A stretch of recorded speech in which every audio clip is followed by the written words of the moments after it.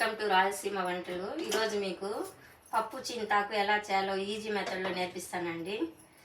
Just చింతాకు పులుపు కదా, అందుకనేసి పప్పుని 5 minutes ఉడకపెట్టుకున్నానండి. ఇందులో ఒక గుప్పెడి చింతాకు, 4 తెల్లగడ్డలు, ఎర్రగడ్డ పెద్ద సైజు ఒకటి కట్ చేసుకున్నాను, టమాటాలు 2 కట్ చేసుకున్నాను.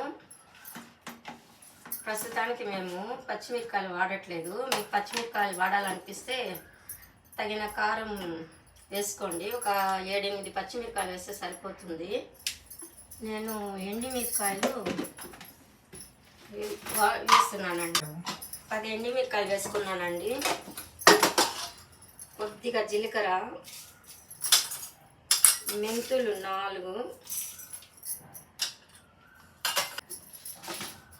ధనియాలు కొద్దిగా, దీంట్లోనే కొద్దిగా పసుపు పొడి. మీరు కుక్కర్లో డైరెక్ట్గా కూడా వేసుకోవచ్చండి. నేను మిక్సీలో వేస్తున్నాను. మిక్సీలో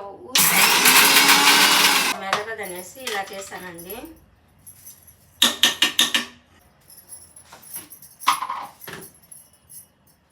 ఆల్రెడీ చింతాకు పులుపు కదండి, టమాటా కూడా వేసాను కాబట్టి ఊరికే వేయాలంటే వేయాలని చింతపండు కొద్దిగా వేస్తున్నానండి. ఊరికే ఒక చింతగింజంత సైజు వేసుకోండి, ఎక్కువ వద్దు, పలసగా అయిపోతుంది. ఆల్రెడీ పప్పు ఉడకపెట్టేస్తాను. కొద్దిగా వాటర్ వేసుకొని జస్ట్ మునిగేంత వరకు వేసుకొని ఒక 2 విజిల్స్ పెట్టుకోండి. 2 విజిల్స్ వచ్చేంత వరకు పెట్టుకుంటే చాలండి.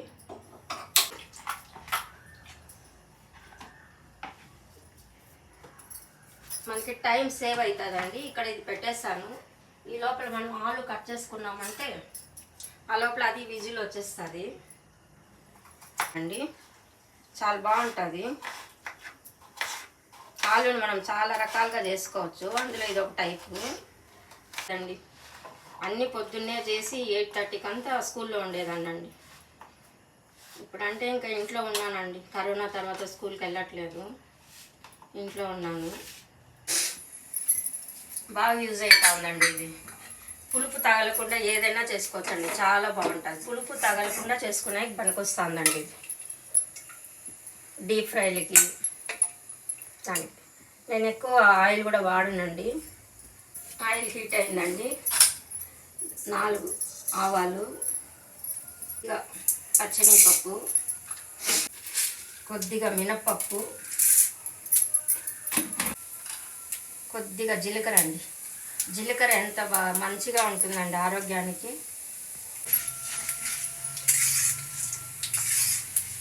అంటే ఎప్పుడు నేను మీడియంలోనే పెట్టి చేస్తానండి వంటలు. హైలో పెట్టి చేస్తాను అనుకోండి.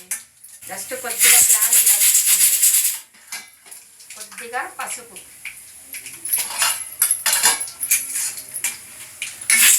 దీంట్లోనే ఆలు వేసేస్తాను. ఫ్రైకి అయితే ఇలా, సైడ్ డిష్కి అయితే ఇలా చేసుకోవచ్చండి. అదే మనము అన్నంలోనూ చపాతీలోనూ మనం చేసుకోవాలనుకోండి. ఇది సాల్ట్ తగినంత వేసుకోండి, మీకు ఎంత తింటారో. చిన్న పేపర్ వేసుకొని ఇలా కవర్స్లో ఒక చిన్న పేపర్ అండి, పేపర్ వేసుకున్నాను. మీరు టిష్యూస్ వేసుకోవచ్చు. ఇలా కరివేపాకు తీసుకొని ఇలా చేసుకొని నీట్గా కడిగి తేమ వేసినాక ఇలా వేసి పెట్టుకుందాం అనుకోండి. ఇది నేను పెట్టి 4 రోజులు అవుతుందండి. ఎంత ఫ్రెష్గా ఉంది చూడండి. ఈజీగా 1 వీక్ వస్తుందండి. దాంట్లో వచ్చే వాటర్ ఈ పేపర్ అబ్జర్వ్ చేసుకుంటుంది కాబట్టి ఈజీగా ఉంటుందండి. కొత్తిమీర కూడా అలాగే పెట్టుకున్నామండి, కానీ కొత్తిమీర కడగకూడదండి.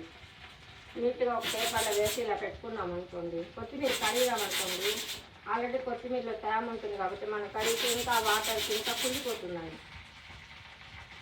సో నేను చూసి 4 రోజులు అవుతుంది కొత్తిమీర కరివేపాకు. ఎంత ఫ్రెష్గా ఉంది చూడండి.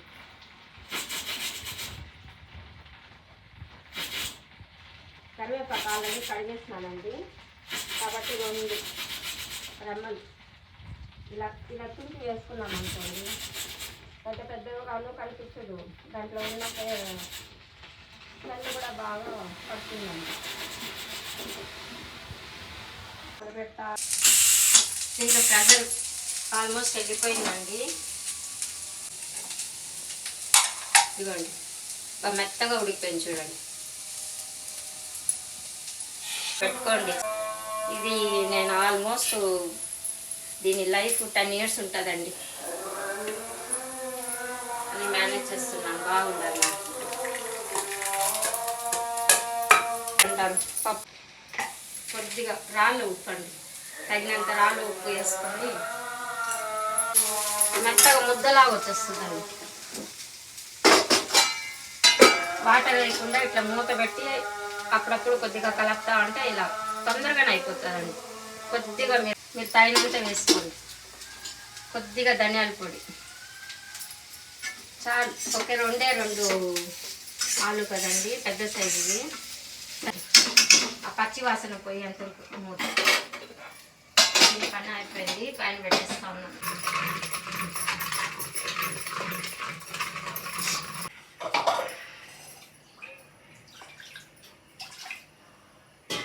కొద్దిగా వాటర్ వేస్తున్నానండి నేను.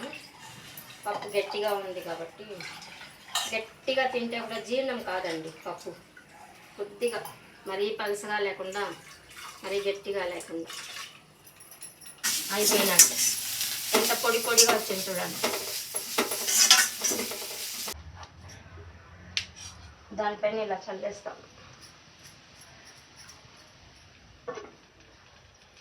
ఇంట్లో వాటర్ డ్రై అయిపోయిందండి. తిరగమాత పెట్టుకుంటాం. ఎగ్జాస్ట్ పైన వేస్తున్నానండి. 2 స్పూన్లు అండి ఆయిల్. కొద్దిగానే, చాలా కొద్దిగా వాడతానండి ఆయిల్. నేను వేసుకోవచ్చు, లేదా ఆవాలు వేసుకోండి. నేను వడియం ఇలా చేసి పెట్టుకుంటానండి సమ్మర్లో. ఎర్రగడ్డలు దాన్ని చూపిస్తానండి చేసేటప్పుడు ఇంకోసారి. ఇది పెట్టుకుంటాను పులగార్లకి, దానికి అన్నిటికీ తాలింపులకు వేసుకున్నాం అనుకో. తాలింపు పెట్టగలరు. ఇంగువండి కొద్దిగా చాలు.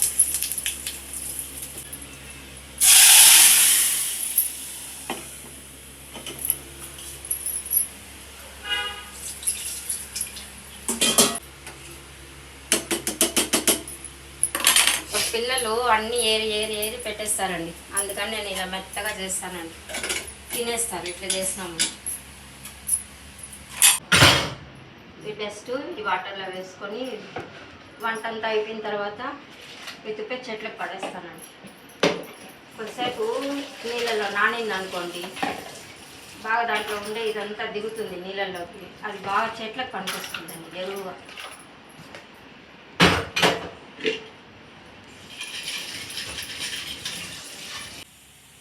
ఇక్కడ రైస్ అయిపోతుంది. ఆల్రెడీ ఇక్కడ రైస్ పెట్టేస్తాను. చేసి పక్క ఉల్లగడ్డ అన్నీ అయిపోయింది. నాకు ఎంతసేపు పట్టిందండి? కరెక్ట్గా నాకు అరగంట పట్టిందండి. అన్ని పనులు అయిపోయింది. ఇది పెట్టుకొని తినడమే పిల్లలు. థ్యాంక్స్ అండి. నా వీడియో ఎంతసేపు మీరు చూసిన దానికి చాలా థ్యాంక్స్ అండి. ఉంటానండి.